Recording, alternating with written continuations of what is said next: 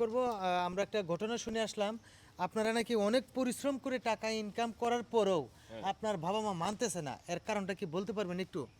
আরে দেখেন আমার এই ঘরটা যদি আপনি 12 বছর আগে আসতেন তাহলে দেখতেন কি পরিমাণ এই মানে সোনের ঘর ছিল, পানি পড়ে, এই করে সে করে। অনেক কষ্ট করে আমার বাপে আমার বিদেশ পাঠাইছে, মানছি। বিদেশ যাওয়ার পরে এই যে এই মেয়ে সাথে আমার, ও বিদেশ করে, ওর সাথে আমার পরিচয়, দুজন মিলে আমরা বিয়ে করছি। কইরা এই যে মানে সারপ্রাইজ দেওয়ার জন্য বাবার কাছে আসছি যে বাবা আমি বিয়ে করে নিয়ে আসছি, সারপ্রাইজ আইসা। এখন সে এই আমার বউরে সে মানবে না। কেন মানবে না? তাদের ড্রেস আপ মানে তারপর তাদের পছন্দ হয় না, এলাকায় বলে এগুলো চলে না, এগুলো কোনো কথা ভাই? এমন কি এই যুগ আছে 2026 সালে আইসা? আচ্ছা, আমরা যতটুকু জানতে পারছি যে আপনি 3 থেকে 4 ঘন্টা যাবত এখানে মানে ঘরের বাইরে অবস্থান করছেন, এমন কোনো লোক নাই আপনাদেরকে মানে ম্যাচিওর করে দেওয়ার জন্য? আরে কোনো ভাবেই মানতেছে না, তারাও মানে না, প্রতিবেশীও মানে না, কয় যে এই এলাকায় বলে এই ড্রেস আপ বলে চলেই না। একবার এই মডার্ন ড্রেস কি পরা আনন্দ লাগে? বাড়ির বউরা কেমনে চলে তুমি কি জানো তো না? দর্শক, এখানে একজন প্রতিবেশী আছে, ওনার কাছে চলে যাব, বাবা মার কাছে একটু পড়ে যাই যে উনি জানি কি বলতে চাচ্ছে। আচ্ছা আপু, ওনারা তো মানে আমার হিসাবে এই মানে এই যুগে তো মেনে নেওয়ার মতো পোশাকই পরছে, তো আপনারা কেন ওনাকে ভাই, মেনে নিতে পারছেন ছেলেটা না? ভালো ছিল, টাকা পয়সা যা কাম করছে সব বাপ মার দিছে, বাড়ি ঘর করছে, সব ঠিকঠাক আছে।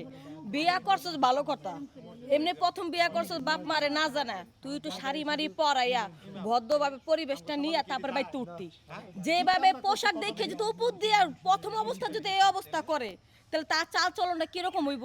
হ্যাঁ, এমনি কি টাইস মাইস পরছে, আবার একটা মডার্ন ড্রেস, শরীরের ভিতরে কোনো অন্য নেই, একটা কথা, এটা কি বোর মতন দেখা যায়? মনে হয় যে পতিতা থেকে ধইরা লইছে।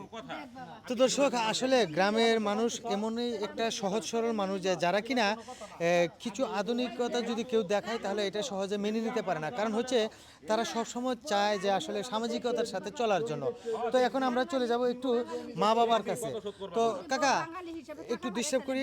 আচ্ছা, আপনার ছেলে তো অনেক পরিশ্রম করে ইনকাম করছে, আপনাদেরকে টাকা পয়সা দিচ্ছে, সব ঠিকঠাক আছে প্রতিবেশীর কাছে যতটুকু জানতে পারলাম।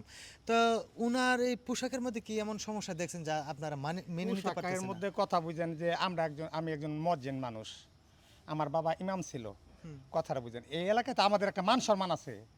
পোলারে বিদেশ পাঠাইছি, টাকা পয়সা ব্যাংকে পোলা টাকা পয়সা দিছে, অহন মনে করেন যে ঘর বাড়ি করছি।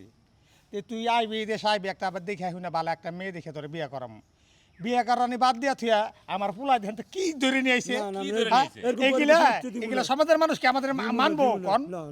এই বিচারটা আপনি করেন যে সমাজের মানুষ আমাদের যে ক্যাটাগরিতে আমরা যেভাবে আছি, হ্যাঁ, এটা কি সমাজের মানুষ কি মেনে নিব? আচ্ছা, ওনাদেরকে বুঝিয়ে কি মানে ড্রেস চেঞ্জ করে যাবে না? ওনারা তো এগুলো ব্যবহার না হন শুনেন, এখন আমি কই ভাই, আমি কই বাবা, তোমারে টাকা দিছি, তুমি এই বাড়ি ঘর করছো, আমার টাকায় আমার সংসার, তোমার সংসার চলে, আমার সংসার চলে, আমি যেমনে কমি হেমনি হইব, না, তোমার কথা একটা হইব না, না। হইব না। না না, এটা হইব না, কোনো মানে ধরনের মেনে আমি নেওয়া টাকা যাবে দিয়ে না। আমার কথা হইব। আমার দরকার পড়লে এই পোলারে বাড়ি ঘর দিয়া বেইসা ওর টাকা পয়সা সব আমি দিয়ে দেব, তা আমার এলাকা তো আমি থাকতে দিব না, এলাকা থাকতে পারবো না। মান সম্মান তো কিছুই থাকবে না, এই বউ বিদায় করিয়া দিলে তুমি বুঝো না কে? এই বউ রাখলেও তো আমাকে সম্মান থাকবে না। পাল্টায় দাও, কোনো ড্রেস চলবো না, যে কালচার আমরা থাকছি, আমরা এই না কালচার। না, এগুলা কোনো ধরনের মেনে নেব না। দিব না, আমরা দিব তোমার না। পোলারে নিয়ে তর্ক করা আচ্ছা, আপনি তো ওনার ছোট ভাই তাই না? জি, জি। তো আপনাদের এই লেবাস বলে দেখে না মনে অনেক। হচ্ছে একটু মানে ইসলামের প্রতি আগ্রহ জি, বেশি, হ্যাঁ, হ্যাঁ। বা ইসলামিক ভাবে চলাফেরা আমার করে। দাদা ইমাম ছিল মসজিদের। ও আচ্ছা আচ্ছা। আর আমার এক চাচা ছিল মাওলানা। আমরা সবাই 5 ওয়াক্ত নামাজ পড়ি, আর এরকম কালচার আমাকে সমাজে আমাকে বাড়িতে কিছুতেই মানে না।